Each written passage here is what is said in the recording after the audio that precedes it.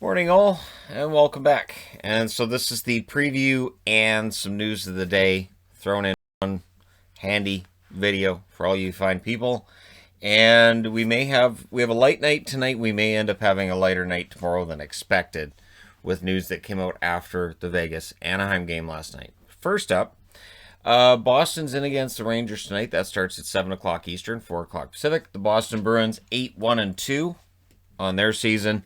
The Rangers 4-5-2. The New York Rangers, of course, will be looking to turn things around again, and I don't want to overstate it because they're still 2-1 since the whole D'Angelo thing took place. And in that loss against the Islanders, they played pretty well, and Shesterkin played really well. So again, I don't want to overstate it, but a win against Boston would go a long way for them.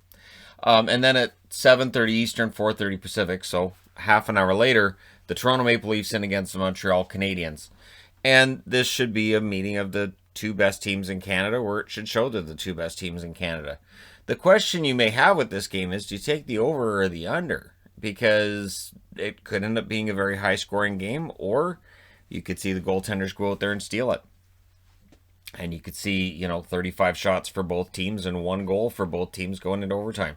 A very unpredictable game, but it should be highly entertaining. And of course, it's kind of nice that there are two original 6 matchups on the Wednesday. And so, as far as we know, we're going to get both games. Pretty sure we will. Because, again, we may be headed into a situation where more teams are being affected. But hey, four teams in action tonight. Let me know your winners in the comment section below, as we often do with these preview videos, and we'll move on. Now, Patrick Laine, this is hopefully the last on this. First off, Laine is saying today, we've moved on. It's done. It's in the past. We've moved on. But reportedly, he was benched because he lipped off a coach. And upon hearing this, Tortorella benched him. So again, the whole idea of this Tortorella power trip, I don't know. Do we want to be in a situation where a guy can sit down and just show complete disrespect to one of the assistant coaches or whoever he did that to, and you just say, "Oh, that's fine," because it's Laine. And again, you have to have the same standard for everybody, or the team's going to run you over. So, Laine says it's done. He says he's very happy to be in Columbus, and for the Blue Jackets, of course, they want to make sure Laine stays happy. And yeah, the interesting thing is how quickly the internet immediately jumps on John Tortorella, right? Immediately. Everybody, oh, Tortorella, he's horrible and he's terrible. And now it comes out that Laine reportedly, lipped off one of the other coaches, and that's why he got benched. Do we still want to say so is it Tortorella's fault then that Laine lipped off a coach, or that there were consequences for lipping off a coach in a game where he was having some defensive miscues? So yeah, now the news that's gonna probably cause more shutdowns is that during the game between Vegas and Anaheim, why are these results coming out mid-game is what I want to know. I really want to know that.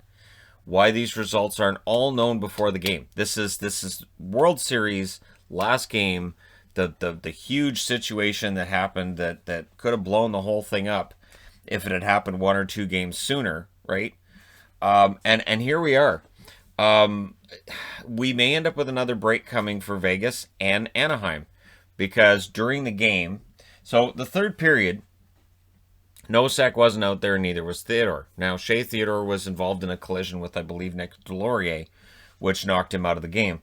But Nosek was in COVID protocol, so Vegas immediately cancels all media availability after the game.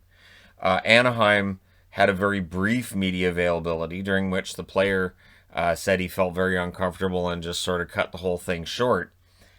So obviously Anaheim was told, hey, by the way, Nosek came back with a positive test during the game, and they finished it. So they finished the game, and here we are. So I would think that Vegas and Anaheim probably don't play now for a week. And for Vegas, this would be the second time that this has happened to them in a very short period of time. And this is the issue, is that if we don't get these tests done before the results should always come out before the game. It just seems to me like that's absolutely what should have been agreed upon before the season even started. Okay, so we agree the tests will be conducted here, and we have to get the results before the game goes on. If we have to delay a game for half an hour or an hour to make sure the results come back, then we do that, right? Right. Okay, cool. We agree. That's not what's happened. So hopefully, and again, everything's canceled today, hopefully all tests return negative and the game is played tomorrow and they've dodged a bullet. But if recent history teaches us anything, it's highly contagious. Odds are multiple players probably have it, and we may see these teams down for 7 to 10 days. So, and in the case of Vegas, that'd be about 2 weeks of downtime they've had already.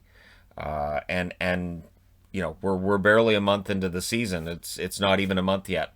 But keep in mind that a lot of teams have already played a quarter of their schedule or almost a quarter of their schedule. And this is why the games are so tightly bunched together.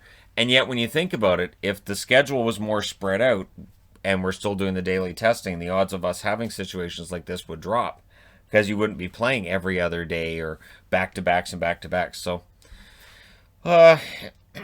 it's not a perfect system. There's definitely some flaws with this, and hopefully due to the abundance of caution, which again, I'm all for the abundance of caution, but why aren't the results known before the game, right? So, yeah. And then today there's 3 players on waivers. They're all going to clear, just spoiler alert. Artem Anisimov, who has not had a great start for for Ottawa this year. Maybe Arizona picks him up now, and then I look really smart tomorrow, right? But Anisimov's had a rough start. I don't see him being picked up as the butt of a joke. Louis Eriksson is again on waivers. Nobody's going to pick up Louis Eriksson. And, you know, it's interesting, too, because they put Eriksson in the lineup, and it kind of showed that, yeah, it's still the same. Eriksson's not fast enough.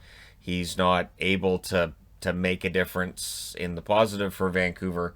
And I feel bad for Louis because as somebody who followed his career in Boston and Dallas, I know he can play better than this. It's just been a bad fit with Vancouver from the start. And because that contract is so awful, there's no chance anybody else picks him up. So any hope to fix this and get his career back on track was submarined by how horrible that contract is. Because at half the cost, you probably could have found a taker at least in year 1 of the contract. Say, you know what? Well, at half that cost, yeah, we'll take him on because Eriksson showed he can score 20 to 30 goals in the NHL. Now, it's just gone. And the Dallas Stars have put Taylor Fedun on waivers. Fedun's a good depth defenseman. That's pretty much it. It's possible somebody picks him up for depth on the blue line, but I'd be very surprised if they did. So, those 3 should all clear. And we'll see whether or not Vegas and Anaheim are all clear tomorrow for their rematch. But when I do the preview board for tomorrow, I'm not betting on it. I'm not holding my breath. So we'll see. Let me know your thoughts in the comments section below as always. Don't forget to hit like and subscribe if you're browsing your way through. You just happened upon this video. Thank you guys so much for watching, for all your support. I will talk to you again soon.